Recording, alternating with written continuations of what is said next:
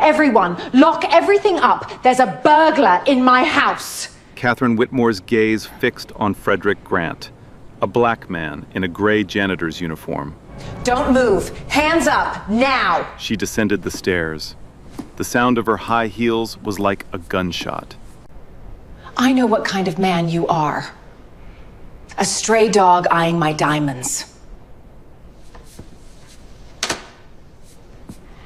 Madam, I'm here to work. Shut up! You're a thief. Search him before he leaves. People like him can steal anything. Freedy said nothing. Silent. Calm. She treated him like a criminal, humiliated him in front of everyone.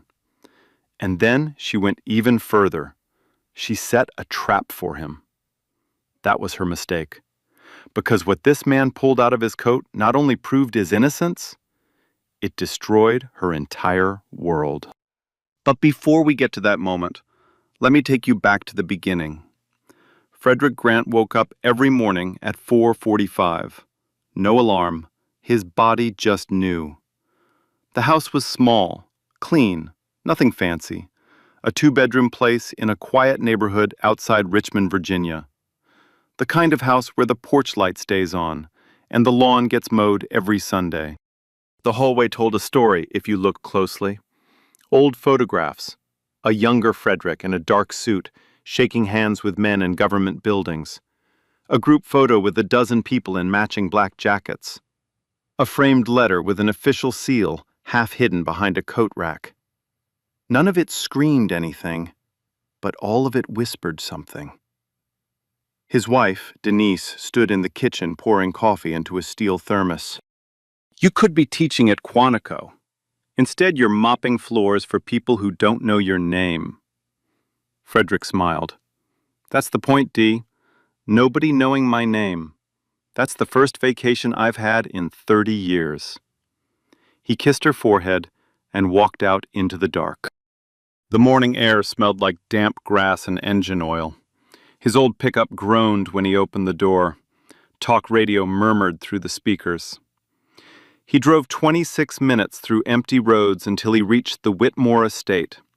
14,000 square feet of stone and glass perched above the James River. He parked in the staff lot, farthest spot from the entrance, carried his own cleaning supplies inside. 8 months on the night and morning shift, mopping, scrubbing, polishing. Simple work, invisible work. But Frederick was not a simple man. He noticed things others missed. A security camera with a blinking red light, active. Another with no light, disconnected. A misplaced vase. A new scuff mark on the baseboard. His eyes moved like they were cataloging evidence. Because for 22 years, that's exactly what they've been trained to do. Now, the woman who owned that house. Harrison Whitmore was a real estate billionaire, traveled constantly. He controlled the money.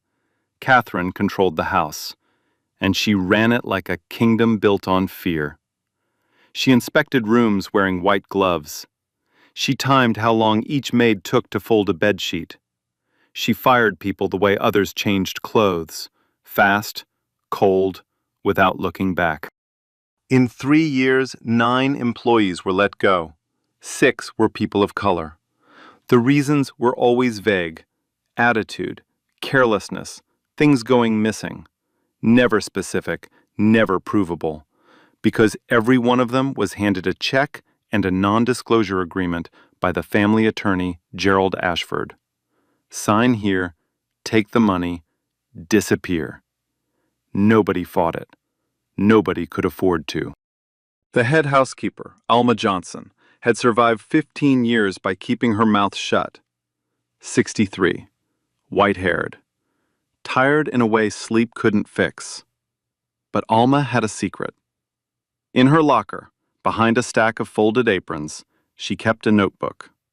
15 years of entries, dates, names, exact quotes. Every humiliation, every wrongful firing, every time a person of color was treated like they didn't belong. She never showed it to anyone, but she never threw it away either. On Frederick's first day, Alma pulled him aside. "Keep your head down around Mrs. Whitmore. Don't make eye contact on bad days, and whatever you do, don't be the last one in the building when something goes wrong." Frederick nodded, but something in his eyes told Alma he wasn't the type to keep his head down forever. Now, the brooch. Remember this. Catherine owned a diamond and emerald brooch, a family heirloom from Harrison's mother, $250,000. She wore it to galas and charity dinners. Between events, she left it wherever she pleased, the vanity, the bathroom counter, the kitchen island, unlocked, unguarded. She was careless because she had never faced a consequence for anything in her life. 2 weeks before everything happened, Catherine said at a staff meeting, "I want better locks on the East Wing. I don't trust the night staff." She looked directly at Frederick when she said it. Alma noticed. She went to her locker that evening and wrote it down. That brooch, and those cameras Frederick noticed on his very first day, were about to become the two most important things in this story. It started with a phone call. The night before everything fell apart, Catherine Whitmore was alone in her bedroom. Harrison was in London. The house was dead quiet, nothing but the low hum of the air conditioning, and the faint, rhythmic sound of Frederick's mop sweeping across the East Wing hallway 2 floors below. At 10:41 p.m., Harrison called. Catherine answered on the second ring. What followed was not a conversation. It was a detonation. Harrison told her he was reconsidering the prenup situation. He wanted to cut her monthly allowance from $200,000 to $50,000. He used the word restructuring. Catherine heard the word cage. She screamed. She pleaded. She threatened to call his lawyers, his business partners, the press. Harrison said nothing for 10 seconds. Then he said, "Good night, Catherine," and the line went dead. Catherine sat on the edge of her bed. Her hands were shaking. Her breath came in short, shallow bursts. The silk sheets felt cold against her skin. Her reflection stared back at her from the vanity mirror. Mascara smudged, jaw clenched. And right beside the mirror, sitting in its open velvet case, was the diamond and emerald brooch, glittering under the warm light, watching her like a quiet witness. That's when the idea came. She couldn't fight Harrison. He had the money. He had the lawyers. He had every ounce of power in their marriage. But she could take her rage out on someone who had nothing, someone who couldn't fight back, someone the world wouldn't believe even if he screamed the truth from a rooftop. Frederick Grant. She picked up her phone and texted Holloway. "Make sure those cameras in the East Wing stay off. We talked about this." Holloway replied in 14 seconds. Done. What Catherine didn't know, what neither of them knew, was that the estate's parent security company, Sentinel Guard Systems, had quietly reinstated those cameras during a routine system update 3 weeks earlier. The firmware reset had reactivated every lens in the East Wing, every hallway, every angle, every frame, recording silently to an off-site server that Catherine had no access to, including the camera pointed directly at the supply closet door. At 11:12 p.m., Catherine left her bedroom. She wore a silk robe and carried the brooch wrapped in a white hand towel, one from the upstairs guest bathroom, not from the supply closet downstairs. She walked down the back staircase. Her bare feet made no sound on the cold marble. At 11:14 p.m., she entered the supply closet on the ground floor. Frederick's spare work jacket hung on a hook near the door, the one with his name tag stitched on the chest pocket. She slipped the wrapped brooch into the right pocket, carefully, deliberately. She adjusted the pocket flap so nothing was visible from the outside. She looked at the jacket one more time. Then she turned around and walked back upstairs. At 11:18 p.m., she poured herself a glass of red wine, sat on the edge of her bed, and smiled. A slow, satisfied smile. The trap was set. And Frederick? He had finished his shift hours ago, logged out with security at 10:05 p.m. He was home in bed by 10:40, a full 34 minutes before Catherine even touched the brooch. He had no idea what was waiting for him when the sun came up. 7 a.m. The staff assembled in the foyer for the daily morning briefing. 12 people in pressed uniforms, maids, cooks, groundskeepers, security. Frederick stood near the back, mop in hand, quiet as always. Catherine appeared at the top of the staircase, hair perfect, makeup flawless, white blouse buttoned to the collar. But her expression was something else entirely. Sharp, coiled, ready to strike. "My brooch is missing." The room went still. The diamond and emerald brooch, $250,000. It was on my vanity last night. It is not there this morning. She let the silence stretch.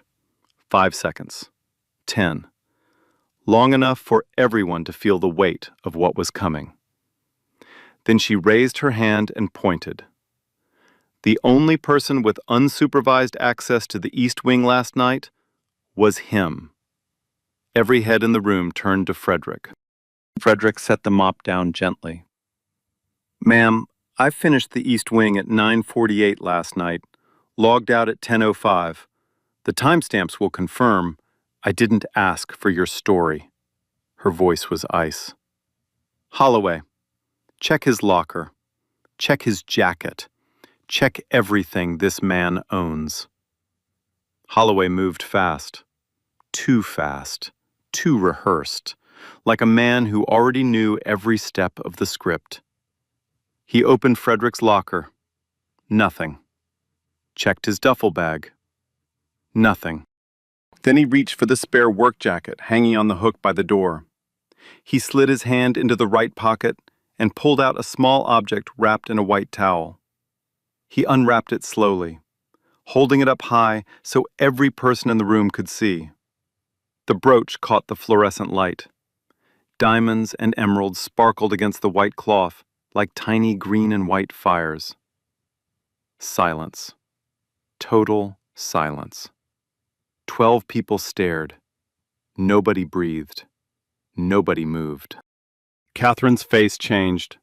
The theatrical anger melted away. What replaced it was triumph. Cold, polished, rehearsed.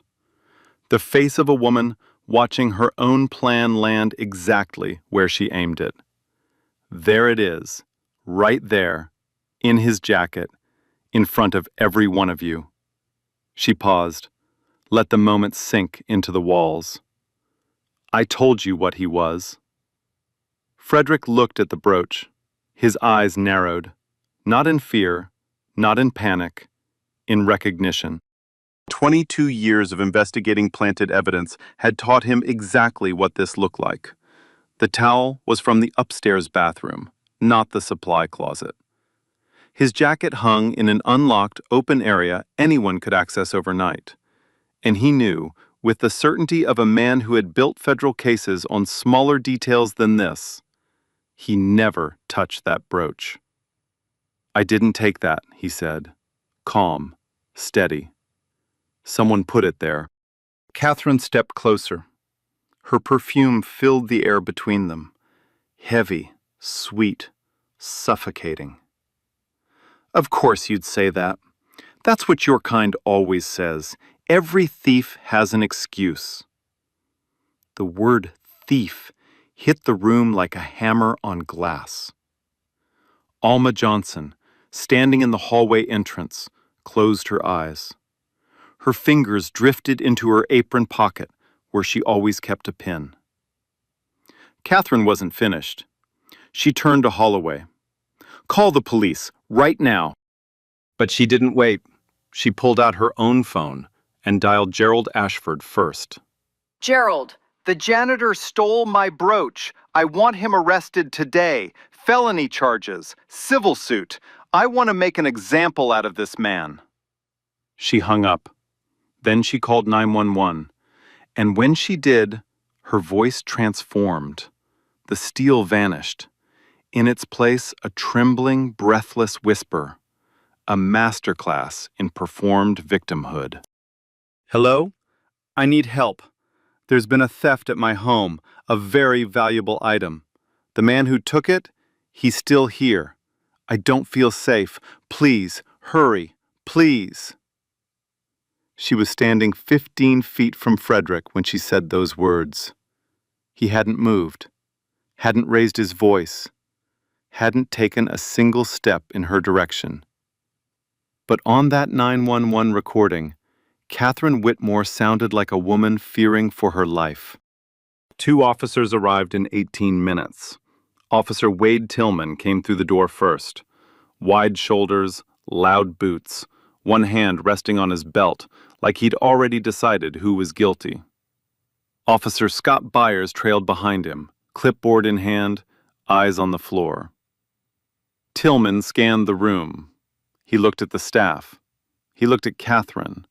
Designer dress, tissue in hand, tears glistening under the chandelier. Then he looked at Frederick. You the janitor? Yes, sir. We got a report of a felony theft. $250,000 brooch, found in your jacket. Tillman took one step forward. His boots were loud on the marble. You want to explain how that happened? Someone planted it. I'd like the security camera footage reviewed before anything else. Tillman didn't blink, didn't pause, didn't consider it. Turn around, hands behind your back. Officer, the cameras will show. I said turn around. Frederick turned, slowly. The cold steel of the handcuffs closed around his wrists. The metallic click echoed through the foyer, sharp, final, like a sentence before a trial. 12 people watched. Alma gripped the edge of a side table until her knuckles turned white. A young maid near the kitchen door pressed both hands over her mouth. Nobody spoke. Nobody stepped forward. Nobody said a word. Catherine stood at the foot of the staircase, arms folded, chin raised. She watched Frederick being led toward the front door.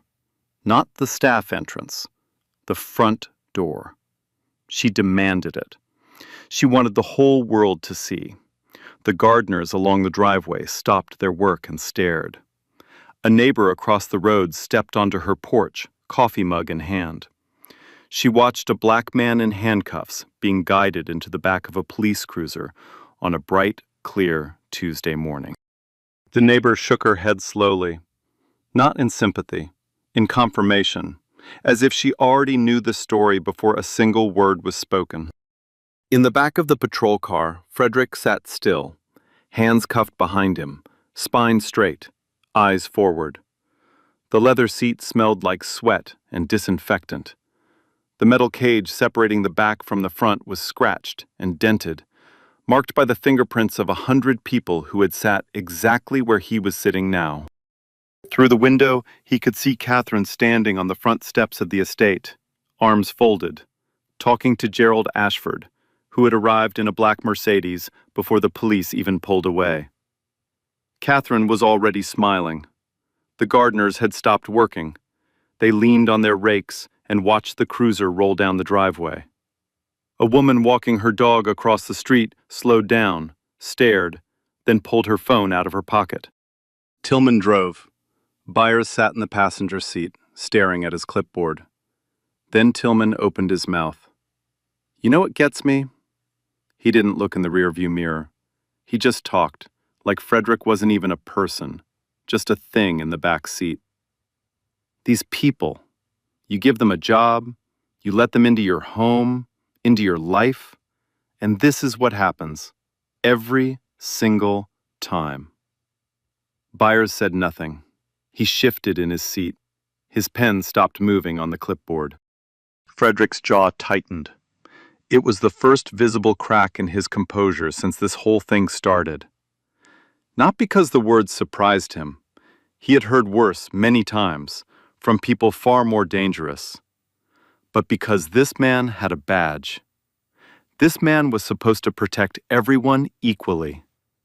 And he had already decided Frederick was guilty before he asked a single question.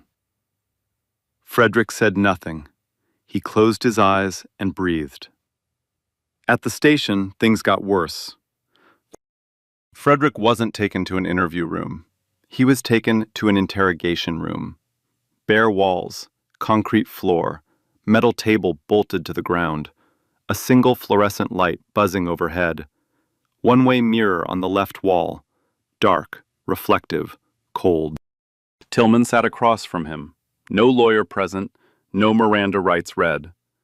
Tillman framed the whole thing as a voluntary conversation, a trick Frederick recognized instantly because he had spent 2 decades teaching agents how to spot exactly this kind of procedural violation.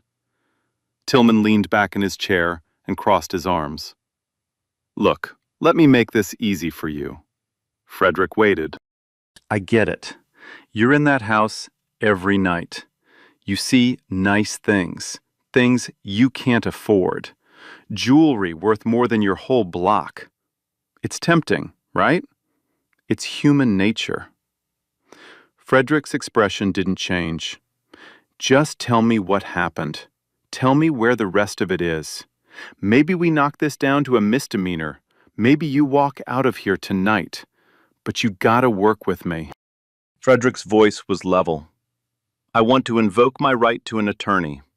And I want the security footage from the East Wing of the Whitmore estate reviewed before any charges are filed." Tillman laughed. Not a real laugh. A short, hard sound, like a door slamming.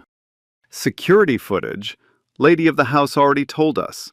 Those cameras have been down for weeks. Maintenance issue. So there's no footage to review, my friend. It's your word against hers." He leaned forward. "And between you and me, that's not a fight you're going to win." Frederick looked at him, and for the first time, just barely, just at the corners of his mouth, he smiled. Because he knew something Tillman didn't. Those cameras weren't down. He had seen the blinking red lights every single night he cleaned that hallway. Every single night, for 8 months. Those cameras were recording, and whatever they captured was sitting on a server somewhere, waiting. But Frederick didn't say this. Not yet. He folded his cuffed hands on the metal table and waited. Meanwhile, 26 minutes away, 4 officers pulled up to Frederick and Denise Grant's home. Gerald Ashford had done his work. Using the Whitmore family's connections, he secured an emergency search warrant in under 2 hours. The narrator needs you to understand, that speed is not normal. Emergency warrants take time. They require specific evidence. They require judicial review. This one was signed by a judge who belonged to the same country club as Harrison Whitmore. The same judge who co-invested in a Whitmore real estate deal 4 years ago. But none of that would come out until later. Denise opened the front door in her housecoat. Her eyes were red and swollen. She had been crying since Frederick's phone call from the station, the one call they let him make. The officers didn't wait for her to step aside. The first one through the door bumped her shoulder on the way in. No apology, no acknowledgement. Just a hand on his belt and boots on her clean floor. What followed was 40 minutes of destruction dressed up as procedure. They pulled books off shelves and let them fall to the hardwood floor. Spines cracked, pages bent. They dumped dresser drawers onto the bed. Underwear, socks, reading glasses, a bottle of prescription medication, all piled together like garbage.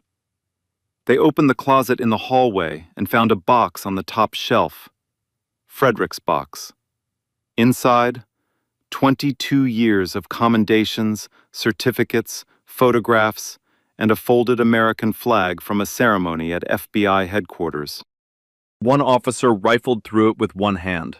He picked up a heavy gold medal, Frederick's FBI Distinguished Service Medal, presented to him personally by the director in 2014. He glanced at it for half a second. Then he tossed it back into the box like it was a bottle cap. It bounced off the edge and fell to the floor. He didn't look down. He moved to the next room. They checked inside the toilet tank. They pulled up a corner of the living room carpet. They opened every cabinet in the kitchen and left the doors hanging open like broken jaws. Outside, the neighbors gathered. First one, then three, then six, standing on porches and sidewalks, watching police officers carry boxes out of the Grants' home.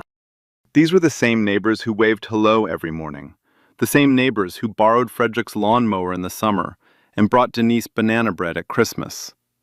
Now they just watched, arms folded, whispering. Denise stood in the middle of her ransacked living room. Her hands trembled at her sides. She looked at the books on the floor, the drawers dumped on the bed, the cabinet doors hanging open. Then she looked down and saw the medal on the hardwood floor. The Distinguished Service Medal, face down, gold rim scratched. She knelt, picked it up with both hands, held it against her chest. 34 years of marriage, she whispered. Not one blemish. Not one. They found nothing. No brooch, no stolen goods, not a single suspicious item in the entire house. It didn't matter. Gerald Ashford pressured the DA's office to file felony grand larceny charges.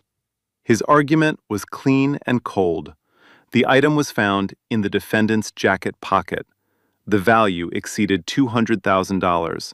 Under Virginia Code, that's a Class 5 felony, 1 to 10 years in state prison. Frederick was formally charged, fingerprinted, photographed, mugshot taken, front and side, holding a booking number under fluorescent light that made his skin look gray and his eyes look hollow. He posted bail using his retirement savings, $15,000, money he and Denise had set aside for a trip they'd been planning for 3 years. When he walked out of the station, Denise was waiting by the truck.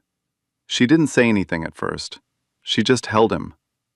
Then she pulled back, looked into his eyes, and said, "They stepped on your medal, Frederick. They stepped on it and didn't even look down." That night, Frederick sat alone at his kitchen table. The house was dark. Denise had gone to bed. The rooms were still wrecked from the search. Books on the floor, drawers still dumped, cabinet doors still open. They hadn't cleaned up.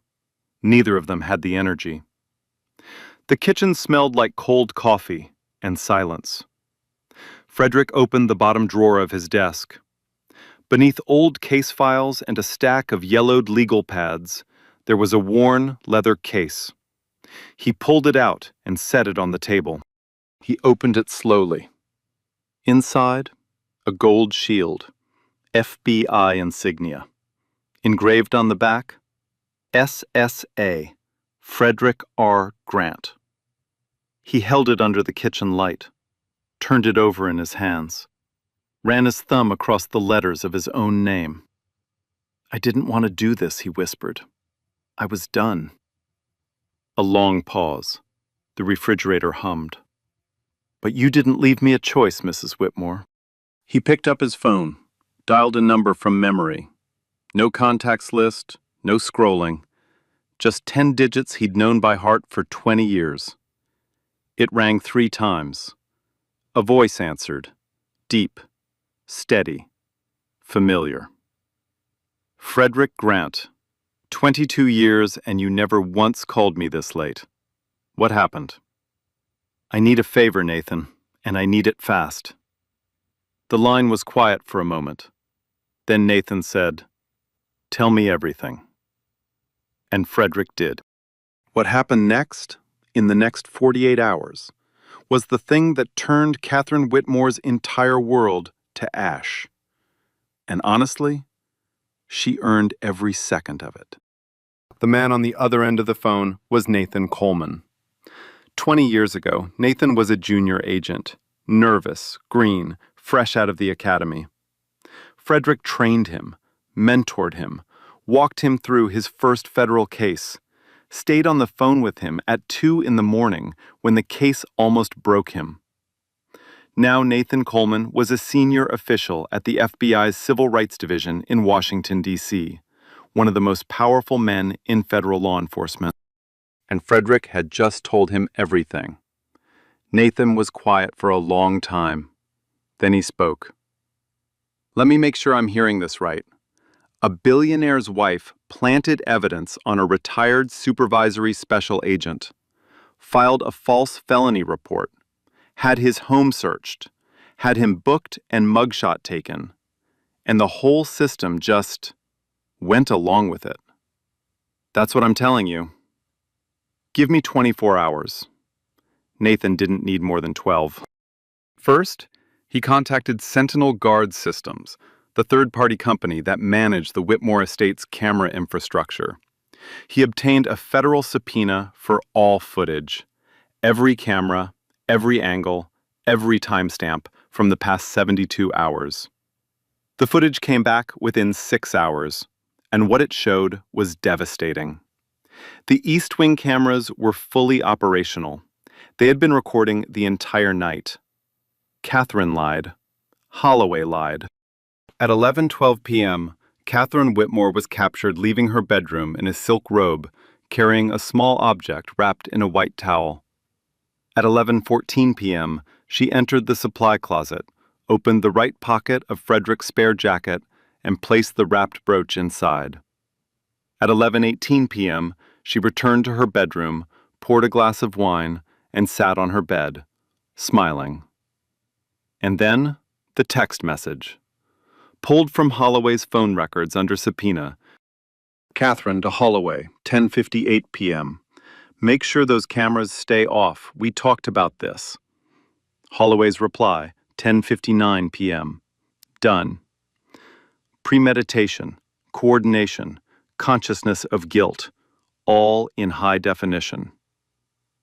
Nathan called Frederick back that evening.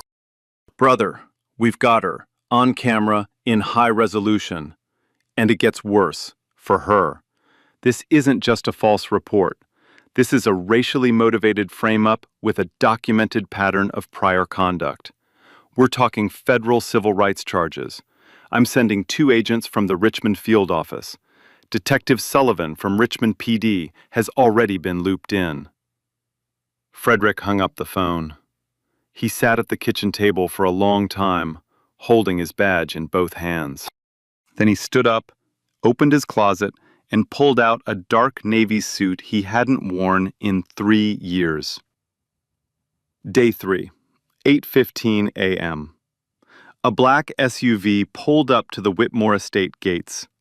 The morning sun reflected off the windshield, so the gate guard couldn't see inside. He called up to the house. Catherine came to the front door in a silk robe, coffee in hand, hair pulled back, no makeup. She was not expecting visitors. The SUV doors opened. Frederick stepped out first. He was not wearing a janitor's uniform. He wore a dark navy suit, white shirt, no tie. His posture was straight, shoulders squared, hands still. And clipped to his belt, catching the morning light like a small gold sun, was his retired FBI badge. Behind him, Detective Brenda Sullivan from Richmond PD, and 2 FBI field agents from the Richmond office, dark suits, credentials visible. Catherine froze in the doorway. The coffee mug stopped halfway to her lips. She saw Frederick. Confusion hit first, then recognition, then anger. I have a restraining order pending against you. Get off my... Frederick stepped forward. He unclipped the badge from his belt and held it up. Steady, unhurried. The gold shield caught the light and threw it back across the porch. His voice was quiet, controlled, and absolutely devastating. Ma'am, my name is Supervisory Special Agent Frederick R. Grant, retired, Federal Bureau of Investigation, Civil Rights Division. I spent 22 years investigating people who do exactly what you did 3 nights ago. Catherine's lips parted. No sound came out. And I need you to know, before Detective Sullivan reads you your rights, that we have the security footage. All of it. Including the part at 11:14 p.m. where you walk into the supply closet and put your own brooch into my jacket pocket. The coffee mug slipped. Catherine caught it with both hands, but the coffee sloshed over the rim and splashed across her white robe. She didn't notice. She didn't move to clean it. Every drop of color had left her face. Detective Sullivan stepped forward. Catherine Whitmore, you are under arrest for filing a false police report, obstruction of justice, tampering with evidence, and conspiracy to deprive an individual of their civil rights under federal law. You have the right to remain silent. Anything you say can and will be used against you. Catherine grabbed the doorframe. Her knees buckled slightly. Her voice came out thin and cracked. I want my lawyer. I want Gerald. Frederick stood on the porch. Still. Calm. The same stillness he had shown in the foyer when she grabbed his collar and called him a thief. But this time, the handcuffs weren't for him. He looked at her one last time and said, quiet enough that only she could hear, "You picked the wrong janitor, Mrs. Whitmore." At the station, Catherine Whitmore tried everything. First, the medical defense. I was sleepwalking. I have a condition. I didn't know what I was doing. Detective Sullivan pulled up her medical records. No history of sleepwalking, no prescriptions, no diagnosis of any kind. Denied. Second, the memory defense. I was just moving the brooch for safekeeping. I forgot I moved it. This is a misunderstanding. Sullivan slid a printed screenshot across the table. Catherine's text to Holloway. Make sure those cameras stay off. We talked about this. You don't text your security chief about cameras at 10:58 p.m. because you're sleepwalking. Denied. Third, the victim defense. Frederick must have threatened me. I was scared of him. I didn't know what to do. Sullivan asked her to describe the threat.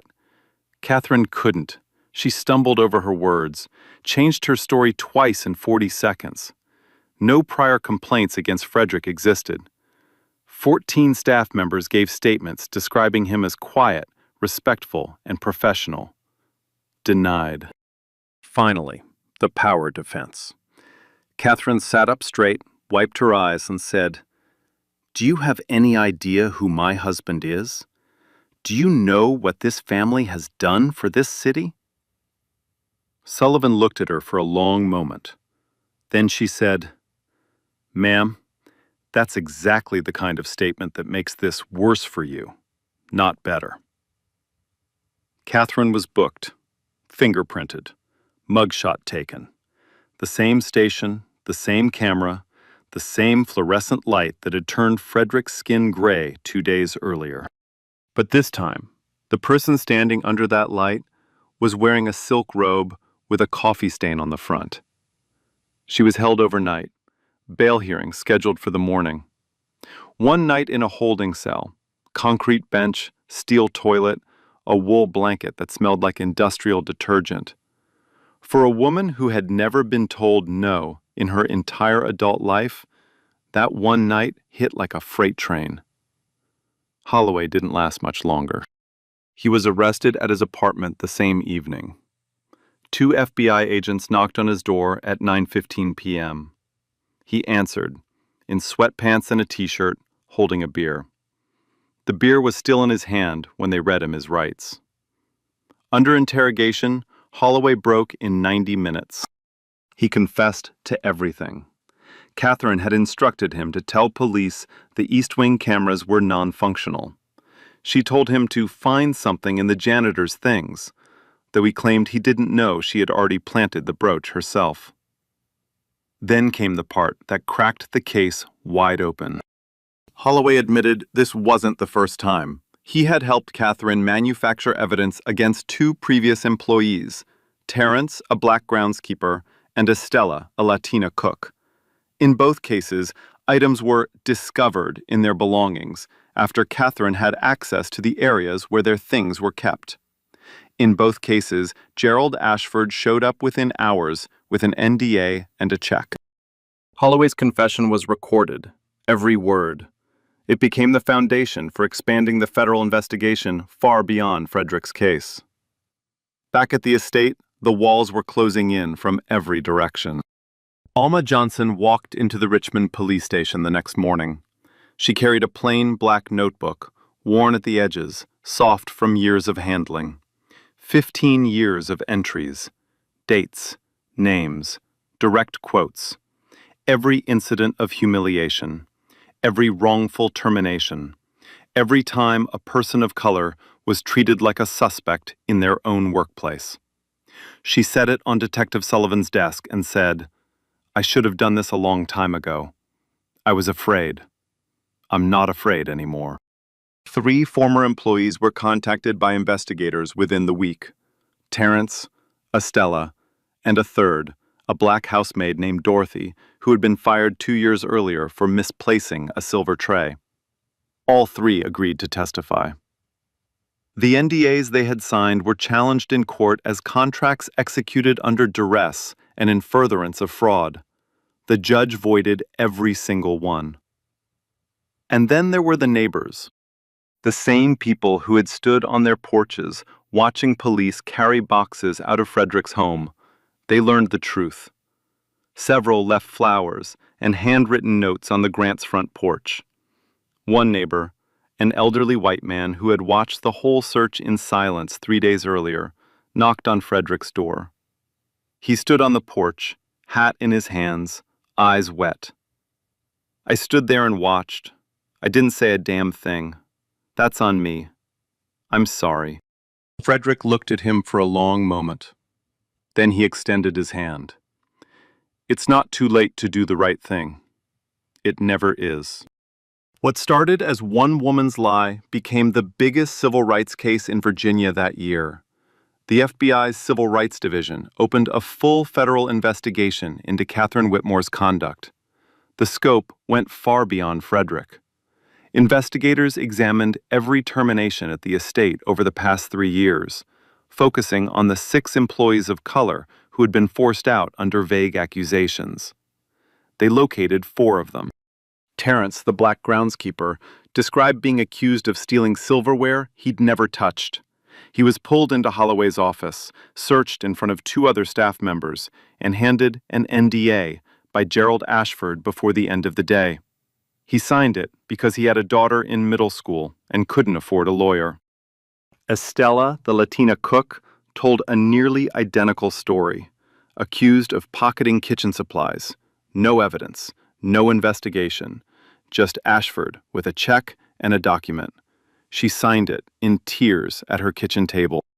A third former employee, Dorothy, a black housemaid, described something worse. During a private confrontation in the laundry room, Catherine had called her a racial slur. When Dorothy reported it to Holloway, she was fired the next morning for insubordination. Ashford arrived by noon. The pattern was undeniable, exposed, documented, and now federal. Gerald Ashford's role didn't go unnoticed. He hadn't just drafted NDAs. He had actively suppressed complaints, intimidated vulnerable workers, and used the Whitmore family's wealth as a weapon to silence anyone who might have spoken up. His conduct was referred to the Virginia State Bar for an emergency ethics review. His law license was suspended immediately, pending a full investigation. Then came the judge.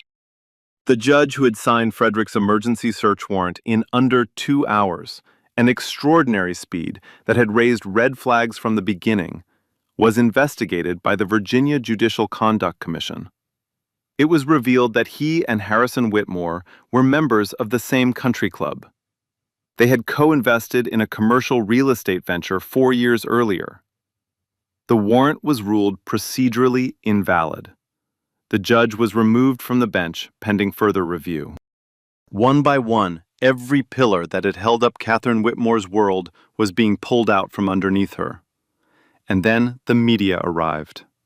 Investigative reporter Carolyn Moore from Richmond's largest television station broke the story in a 3-part series that aired over consecutive evenings. Part 1 covered Frederick's case, the planted brooch, the arrest, the footage. The centerpiece was a split-screen image that would become the defining visual of the entire scandal. On the left, Frederick in his gray janitor's uniform, holding a mop. On the right, his official FBI commendation portrait, suit, badge, American flag behind him. Same man, 2 completely different worlds. The image went viral within hours. Part 2 told the stories of the victims, Terrence, Estella, Dorothy, and 2 others who came forward after the first segment aired. Each told a strikingly similar story. Accused without evidence, fired without process, silenced without choice. Part 3 exposed the system, the Whitmore family's money, Ashford's legal machinery, the compromised judge, Holloway's complicity. Moore laid out the entire architecture of power that had allowed Catherine to destroy lives without consequence for years. Catherine's mugshot was published nationally. Cable news picked it up. Legal commentators dissected the case on every platform. Civil rights organizations issued public statements. Social media erupted. The story trended for 6 consecutive days. Harrison Whitmore moved fast. He released a statement through a new attorney, not Ashford. I am deeply disturbed by the actions attributed to my wife. I had no knowledge of these incidents. I will cooperate fully with investigators. Within 10 days, he filed for divorce. The real reason wasn't irreconcilable differences. It was the $4.2 million in potential civil liability he was trying to distance himself from. The trial was held in federal court in Richmond, Virginia, Judge Eleanor Davis presiding. The courtroom was standing room only. Carolyn Moore sat in the press gallery. Frederick and Denise sat in the front row, side by side, hands folded, quiet. The charges were read. Filing a false police report, obstruction of justice, tampering with evidence, conspiracy to violate civil rights under 18 U.S.C. Section 241. Frederick was called to the stand. He spoke the way he had done everything throughout this story, calmly, clearly, without raising his voice once. But every word landed like a hammer. He described the collar grab. She called me boy in front of 12 people, people I worked with every day. He described the handcuffs.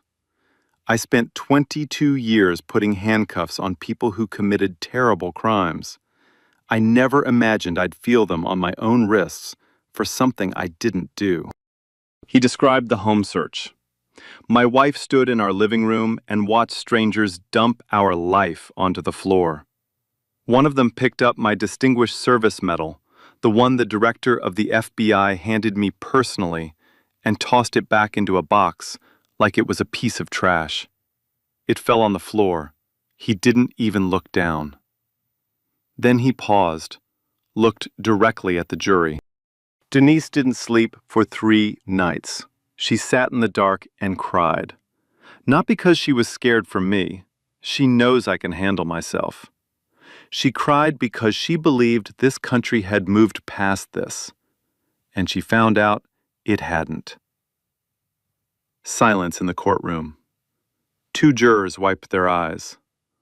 A woman in the gallery pressed a tissue to her mouth. The jury deliberated for 4 hours. Guilty. All 4 counts. Judge Davis handed down the sentence. 5 years federal prison for conspiracy to violate civil rights. 3 years state prison for obstruction and evidence tampering, to run concurrently. $750,000 in fines. 300 hours of mandatory community service with civil rights organizations upon release, a permanent ban on employing domestic workers, and mandatory restitution to every identified victim. Catherine stood motionless as the sentence was read. She didn't cry. She didn't speak.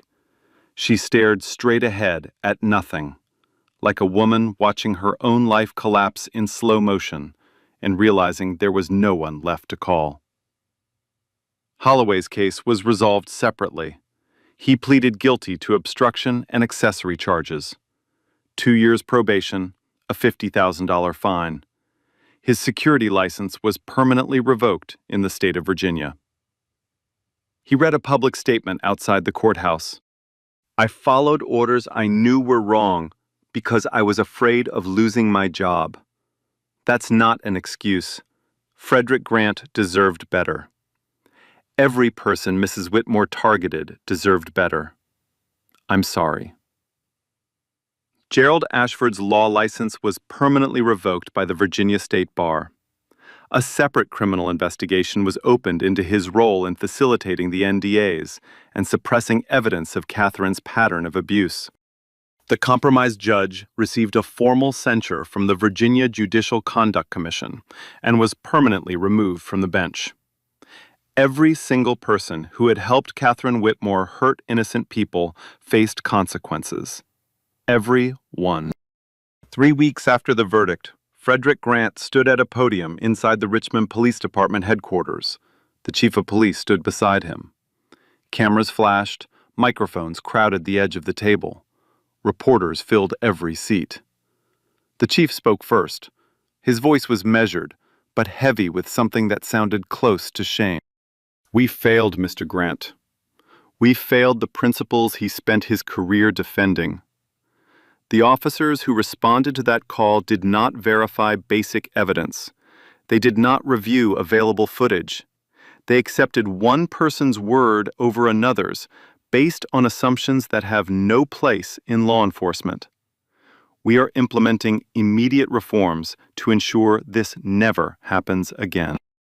Officer Wade Tillman, the man who had cuffed Frederick, mocked him in the cruiser, and refused to check a single camera, was placed on unpaid administrative leave pending a full departmental investigation. 2 weeks later, he resigned. He never made a public statement. Officer Scott Byers, the man who said nothing, did nothing, and watched it all happen, received a formal reprimand for failure to intervene. He remained on the force, but was reassigned to desk duty. Frederick and Denise settled the civil case out of court. Harrison Whitmore's attorneys wrote the check, $2.8 million. Frederick didn't celebrate. He didn't buy a new house or a new car. He and Denise sat at their kitchen table and made a plan. They used the money to establish the Grant Foundation, a legal defense fund for domestic workers and service employees who face wrongful accusations, racial profiling, or employer retaliation on the job. Pro bono attorneys, case support, public advocacy, a phone number that someone like Terrence or Estella or Dorothy could call and hear a voice on the other end say, "We believe you, and we're going to help." Frederick was invited to speak at the FBI National Academy, then at a national law enforcement conference on racial bias in policing, then at 3 universities. He said yes to all of them. The ripple kept spreading. Catherine Whitmore's case became a landmark reference in civil rights training materials for law enforcement agencies across Virginia, and eventually across the country.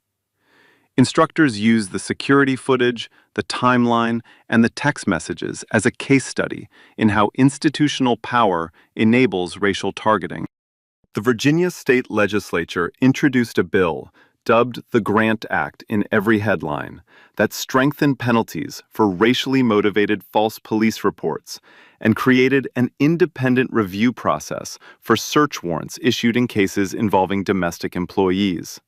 It passed unanimously, not a single opposing vote. Terrence used his share of the civil settlement to start a landscaping company. Estella opened a catering business. Both were interviewed by Carolyn Moore in a follow-up segment titled After the Whitmore Estate, The People Catherine Whitmore Tried to Erase. Alma Johnson retired from domestic work the same month. She began volunteering at the Grant Foundation 3 days a week. Carolyn Moore asked her why. Alma smiled, tired, relieved, free, and said, "I kept that notebook for 15 years because I was too scared to speak. Frederick gave me the courage to finally open it." And Frederick? The final image is this.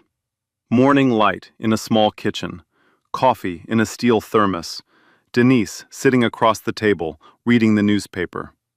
She looks up over her glasses. "So, no more janitor jobs?" Frederick laughs. A real laugh. Warm, deep. The first one in this entire story. "I don't know, Dee. I kinda liked the mopping. It was the coworkers that needed work." The badge didn't save Frederick. Let me say that again. The badge did not save Frederick. The truth saved him. The footage saved him. The badge just made people listen. And that's the part that should keep you up tonight. Why does a black man need to flash a federal shield before anyone takes his word seriously? So here's my question, and I genuinely want your answer in the comments. If Frederick had been just a janitor, no badge, no FBI career, no phone call to Washington, do you think those cameras ever get checked? Do you think Catherine Whitmore ever sees a courtroom? Tell me, because your answer says everything about where we are right now. If this story made you feel something, hit that like button, share it with someone who needs to hear it. Subscribe, because the next one hits even harder. Justice isn't supposed to depend on who you used to be. It's supposed to depend on what's true. Let's keep fighting to make that real. I'll see you in the next one.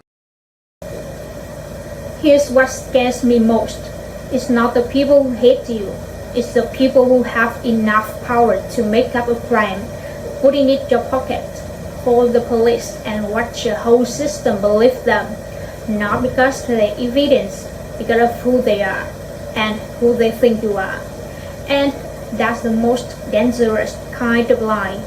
The kind that comes with the badge holder's voice and Manson behind it. The kind nobody questions, because the questioning means questioning people with money, and nobody wants to do that. But here's what I also know. Lies don't last. They can't. You can plant whatever you want in someone's pocket. You can hold whoever you want. You can smile while an innocent person gets handcuffed. But the truth doesn't care how rich you are. It doesn't care how powerful you are. It sits there, quiet, patient, waiting, and when it comes down, no amount of money can put it back. So, if someone is lying about you right now, hold on. The truth is coming. It's always there. Like, share, subscribe. Real stories, real justice, every week. And remember, you can frame an innocent person. You can fool the system, but you cannot fool the truth. And the truth never forgets.